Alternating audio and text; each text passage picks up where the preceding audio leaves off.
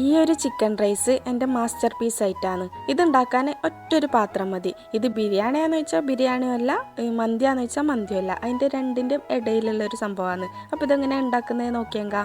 ആദ്യം തന്നെ ഒരു പാത്രം എടുത്തിട്ടായിട്ട് അതിലേക്ക് ചെറുങ്ങനെ കട്ടാക്കിയ ഉള്ളിയും ക്യാപ്സിക്കും പിന്നെ മല്ലിച്ചപ്പും പുതിനയും ഈ കാണുന്ന സ്പൈസസ് ഇട്ട് കൊടുത്തിട്ടായിട്ട് ഇതിലേക്ക് 2 മാഗി ക്യൂബ് പൊടിച്ചിട്ട് ഇട്ട് കൊടുക്കണം. എന്നിട്ടായിട്ട് ഓയിൽ ഒഴിച്ച് കൊടുക്കുന്നത്. എന്നിട്ട് ഇതിലേക്ക് ചിക്കൻ ഇട്ട് കൊടുക്കുന്നത്. ചിക്കന് ചെറുതായിട്ട് കട്ടാക്കിയിട്ട് ഇട്ട് കൊടുക്കണം. വലിയ പീസായാലും വലിയ ടേസ്റ്റ് ഉണ്ടായില്ല. ഇങ്ങനെ ചെറിയ പീസാക്കിയിട്ട് കട്ടാക്കിയ ചിക്കൻ ഇട്ടിട്ട് ഇതിലേക്ക് മന്തി മസാല ഇട്ട് കൊടുക്കുന്നത്. മന്തി മസാല അല്ലെങ്കിൽ അറബിക് മസാല ഇട്ട് കൊടുക്കുക.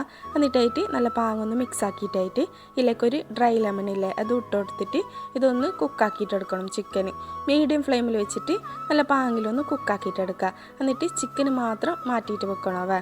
മസാല മാറ്റണ്ട, ചിക്കന് മാത്രം വേറെ മാറ്റി വെച്ചിട്ടായിട്ട് ആ മസാലയിലേക്ക് തന്നെ അരി ഇട്ട് കൊടുക്കുന്നത്. ഈ അരി ബസ്മതി റൈസിലെ അതെടുക്കണ്ടാവേ, നമ്മൾ ബിരിയാണിയിലാക്കുന്നില്ല ജീരകശാല റൈസെല്ലാം അതിട്ട് കൊടുത്താൽ മതി. എന്നിട്ടായിട്ട് അതിന് കണക്കായിട്ടുള്ള വെള്ളം ഒഴിച്ചിട്ടായിട്ട് പിന്നെ ഉപ്പ് നോക്കിയിട്ട് വേണമെങ്കിൽ ഇട്ട് കൊടുത്താൽ മതി. എന്നിട്ടായിട്ട് റൈസ് കുക്കാക്കിയിട്ട് എടുക്കും. ഇപ്പം തന്നെ ഒരു മണം വരുവേ. ഇത് തിന്നാൻ ചിക്കനൊന്നും വേണമെന്നൊന്നുമില്ല, ഈ റൈസ് മാത്രം തിന്നാൻ തന്നെ നല്ല പാങ്ങുണ്ട്. മയോണൈസോ അതിൻ്റെ ഡിപ്പോ ഒന്നും ഇല്ലാതെ തന്നെ ഇത് മാത്രം തിന്നാൻ നല്ല പാങ്ങുണ്ടാവേ.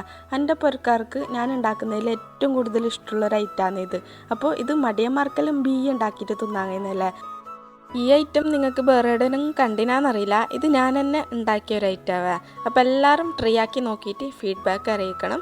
ഇഷ്ടമായെങ്കിൽ കമൻറ്റിൽ അറിയിക്കണവേ. അപ്പോൾ എല്ലാവരും ഒന്ന് ട്രൈ ആക്കി നോക്ക്, ഉറപ്പായിട്ട് എല്ലാവർക്കും ഇഷ്ടമാവും. അപ്പോൾ ഓക്കെ, ബൈ.